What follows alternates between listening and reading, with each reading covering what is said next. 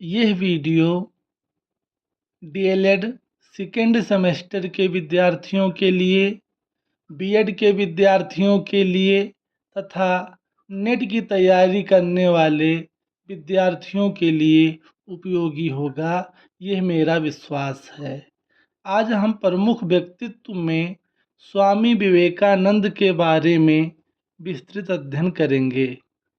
तो सबसे पहले हम यह जानने का प्रयास करेंगे कि स्वामी विवेकानंद का जन्म कब हुआ था।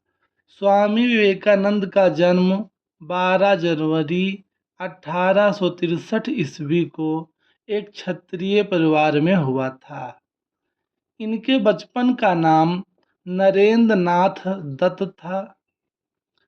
इनका जन्म स्थान कलकत्ता के पास एक शिमला नामक स्थान या सिमुलिया मोहल्ला कहलाता है, वहाँ पर हुआ था। इनके दादाजी का नाम राम मोहन दत्त था।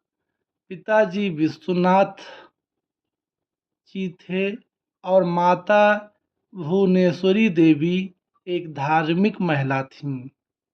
इनकी बड़ी बहन का नाम स्वर्णमयी देवी था।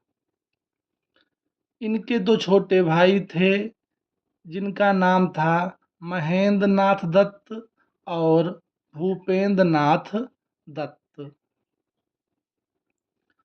स्वामी विवेकानंद 5 वर्ष की अवस्था से ही विद्या आरंभ शुरू कर दिए थे। 6 वर्ष में ये विद्यालय जाने लगे प्राथमिक शिक्षा हेतु। कुशाग्र बुद्धि के थे। 7 वर्ष की आयु में ही कृतवास की जो बंगला रामायण थी इनको याद हो गई थी। 16 वर्ष की आयु में मैट्रिकुलेशन इन्होंने प्रथम श्रेणी में उत्तीर्ण किया और 1879 में कलकत्ता के प्रेसिडेंसी कॉलेज में इन्होंने प्रवेश लिया। इसके बाद इनकी रुचि अन्य साहित्य को पढ़ने में हुई। इसके लिए इन्होंने जनरल असेंबलीज इंस्टीट्यूशन में प्रवेश लिया, जहाँ पर भारतीय कवि, दार्शनिक और पाश्चात्य दार्शनिकों के बारे में अध्ययन करना शुरू किया। पाश्चात्य दार्शनिकों में Descartes, Hegel, Spencer, Darwin, Wordsworth, Shelley की रचनाओं का अध्ययन किया। स्वामी विवेकानंद शरीर से अत्यंत स्वस्थ थे। इनमें 3 आदतें थीं। इसमें शरीर को स्वस्थ रखने के लिए ये है कुश्ती, बॉक्सिंग, दौड़, घुड़दौड़, तैराकी जैसी क्रियाएं ये किया करते थे। अपने मन को सही बनाने के लिए ये संगीत प्रेमी भी थे, तबला वादक भी थे और अपनी आत्मा को शुद्ध बनाने के लिए ये ब्रह्मचर्य, नियम, संयम, ध्यान, धारणा, प्रार्थना, उपासना जैसी क्रियाएं किया करते थे। इनकी इन क्रियाओं को देखकर इनके मित्र इन्हें पवित्रतावादी कहा करते थे।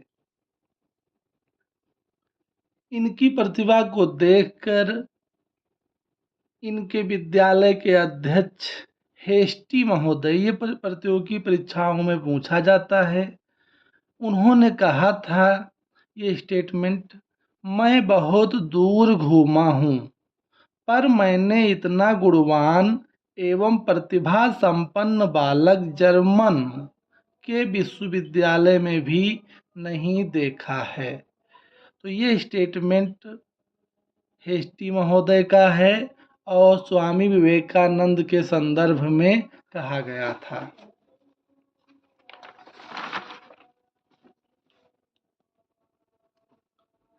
सन 1881 में नरेंद्र नाथ जी स्वामी रामकृष्ण परमहंस से संपर्क में आते हैं।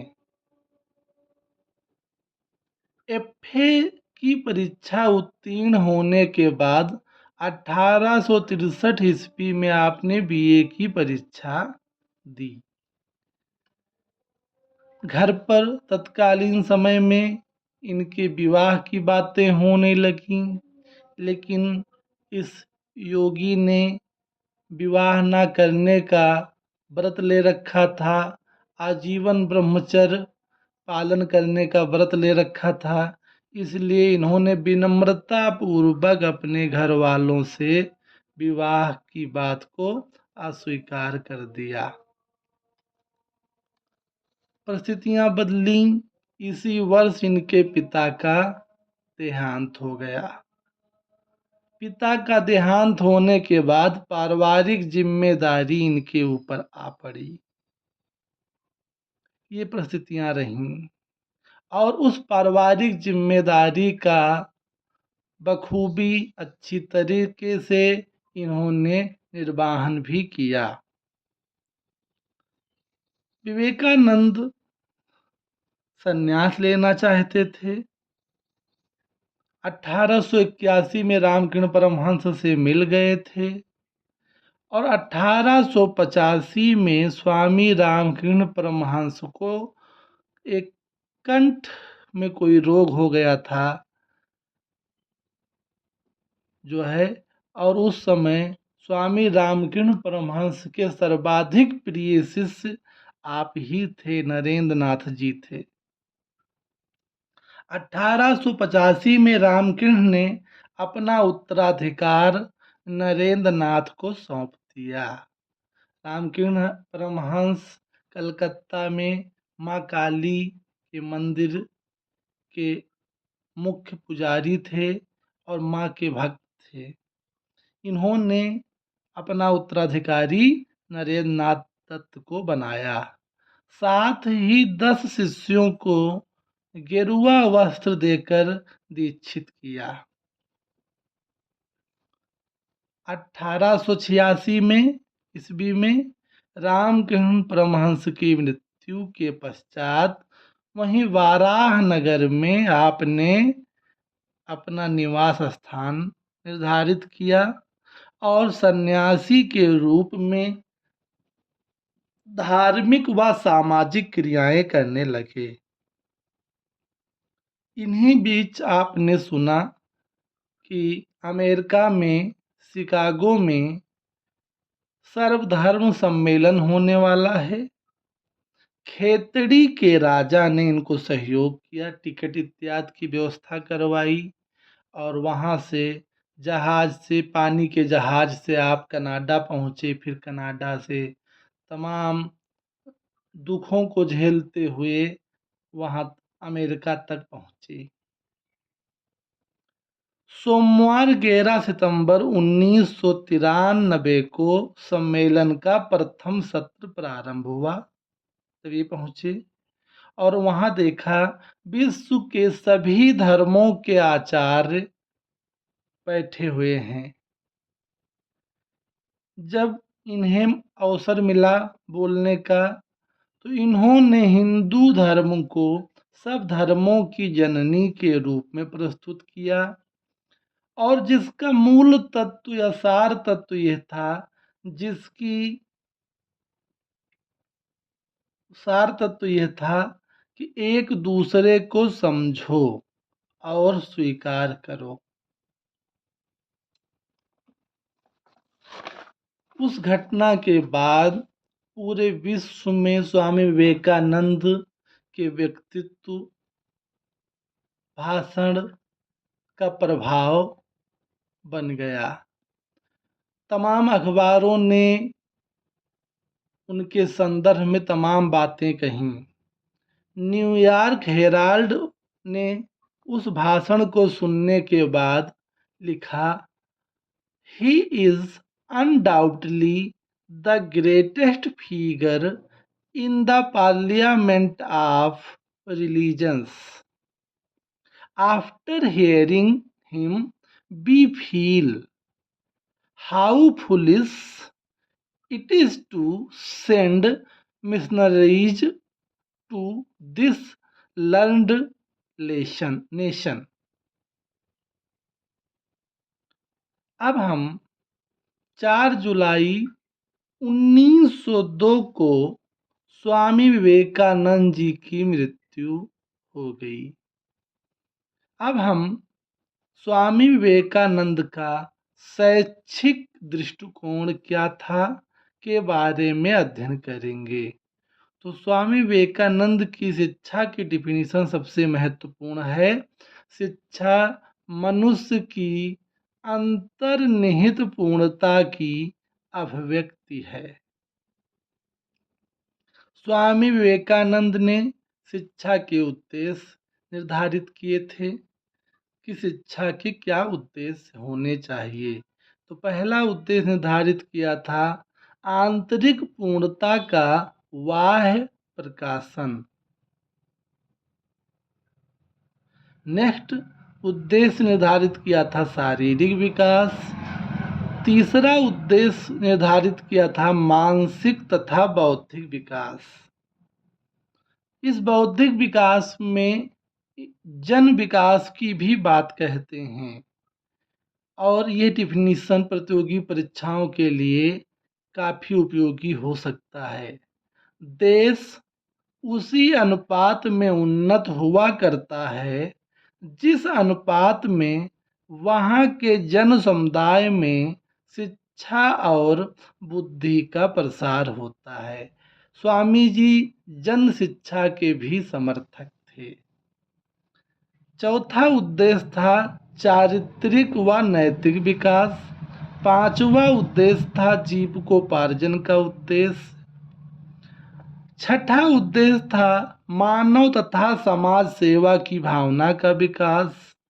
सातवां था मनुष्यत्व का विकास और आठवां राष्ट्रीय एकता तथा विश्व बंधुत्व की भावना का विकास। उद्देश्यों के प्राप्त करने का साधन पाठ्यक्रम हुआ करता है। इसलिए स्वामी जी ने पाठ्यक्रम में लौकिक विषय यानी इस पृथ्वी पर हमको जिन विषयों के अध्ययन की आवश्यकता होती है को रखा। आइए हम उनको देखते हैं। लौकिक विषयों में स्वामी जी ने विद्यार्थी के लिए भाषा, विज्ञान, मनोविज्ञान, गृह विज्ञान, कला, कृषि, व्यावसायिक विषय, इतिहास, भूगोल, गणित, राजनीति शास्त्र, अर्थशास्त्र, खेल कूद, व्यायाम, समाज सेवा व राष्ट्र सेवा को रखा।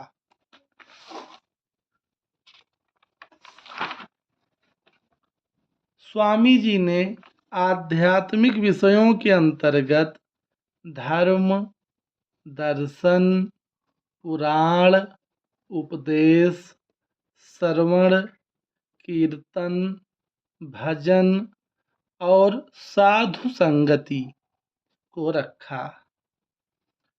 उद्देश्यों की प्राप्त करने का साधन पाठ्यक्रम हुआ करता है। पाठ्यक्रम को छात्र तक पहुंचाने का माध्यम शिक्षण विधियां हुआ करती हैं। तो स्वामी जी शिक्षण विधियों के विषय में कहना चाहते हैं कि मन की एकाग्रता ही ज्ञान प्राप्ति का एकमात्र मार्ग है। अगर हमारा मन एकाग्र नहीं होगा तो हम किसी भी ज्ञान को सीख नहीं पाएंगे। इसी के आधार पर कुछ विधियों का निर्धारण किया जा सकता है। सबसे पहली विधि एकाग्रता, हम अपने मन को एकाग्र करें। दूसरी विधि है उपदेश विधि, इसमें शिक्षक विद्यार्थी को उपदेश देता है। तीसरी विधि है तर्क एवं विचार विमर्श, इसमें तर्क, आगमन निगमन और विचार विमर्श विधि का प्रयोग किया जाता है। स्वाध्याय विधि, खुद अध्ययन करें। अनुकरण विधि, किसी के आचरण को देखकर उसका अनुकरण करना। व्यक्तिगत निर्देशन एवं परामर्श विधि। क्रियात्मक एवं व्यवहारिक विधि। स्वामी जी अत्यंत बुद्धिमान थे और वो शिक्षा में क्रियात्मक एवं व्यवहारिक विधियों की उपेक्षा भी नहीं करना चाहते थे। नेक्स्ट विधि रखी इन्होंने धर्म या योग विधि। स्वामी जी ने कर्म योग, भक्ति योग, ज्ञान योग और राजयोग नामक पुस्तकें लिखी हैं।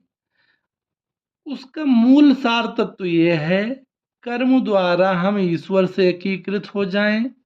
प्रेम श्रद्धा के भावों द्वारा ईश्वर से एकीकृत हो जाएं, ये भक्ति योग कहलाता है।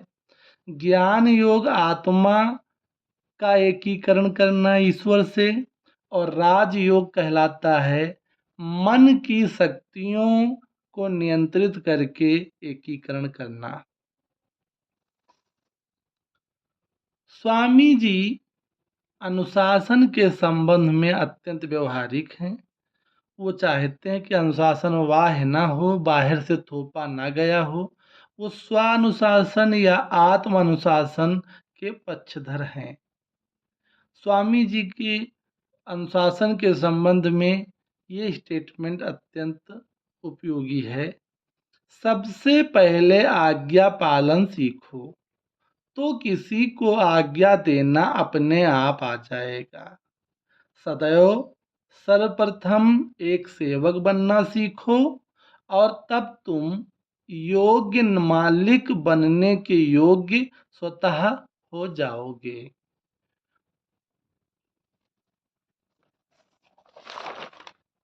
स्वामी जी शिक्षक के संबंध में चाहते थे कि शिक्षक आदर्शवादी हो, मूल्यों की परवाह करने वाला हो, आध्यात्मवादी हो। यह वैदिक शिक्षा जैसी व्यवस्था करना चाहते थे। उसी तरह से स्वामी जी शिक्षक को एक दार्शनिक, एक पथ प्रदर्शक और एक सच्चे मित्र, जो आधुनिक तरीके में शिक्षक का रूप हो सकता है, बताते हैं। तो इस तरह से स्वामी जी जो है पुरातन और नूतन दोनों रूपों में शिक्षक को देखना चाहते हैं। नेक्स्ट, शिक्षार्थी कैसा होना चाहिए? शिक्षार्थी के लिए स्वामी जी चाहते हैं कि उसे ब्रह्मचर्य व्रत का पालन करने वाला होना चाहिए, अनुशासित जीवन शैली का पालन करने वाला हो, विद्यार्थी में ये गुण हो। ठीक है। इसके साथ जो अन्य वैदिक धर्म में विद्यार्थियों के लक्षण बताए गए हैं, वही यहाँ पर भी होता है। विद्यालय कैसे हो? उसी तरह से जैसे प्राचीन वैदिक कालीन शिक्षा व्यवस्था, गुरु गृहवास, यानी जो गुरु का घर है वही विद्यालय है। ये विद्यालय कैसा होना चाहिए? एकांत में होना चाहिए, शोर कोलाहल से दूर हो, प्राकृतिक स्थान पे, रमणीक स्थानों पर होना चाहिए। स्वामी जी जन शिक्षा के समर्थक थे। स्त्री शिक्षा के संबंध में स्वामी जी के विचार अत्यंत विचारणीय हैं और यह स्टेटमेंट हम लोग देखेंगे।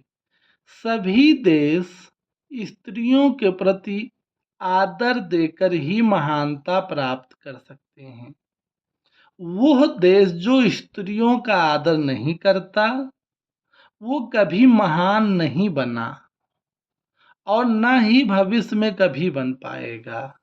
इसलिए स्त्री शिक्षा कितनी प्रासंगिक है, स्वामी जी के इस स्टेटमेंट से हम जान सकते हैं। स्वामी विवेकानंद जी ने रामकृष्ण मिशन की स्थापना 1 मई 1897 ईस्वी को की। इस मिशन के कुछ कार्य हैं। आध्यात्म को बढ़ावा देना, दर्शन को बढ़ावा देना, मानवता का विकास करना, दीन दुखियों तथा गरीबों की सेवा करना हर तरीके से। तो इस तरह से हम लोगों ने स्वामी विवेकानंद के बारे में एक संक्षिप्त अध्ययन किया। उम्मीद है कि यह वीडियो आपको पसंद आया होगा। धन्यवाद।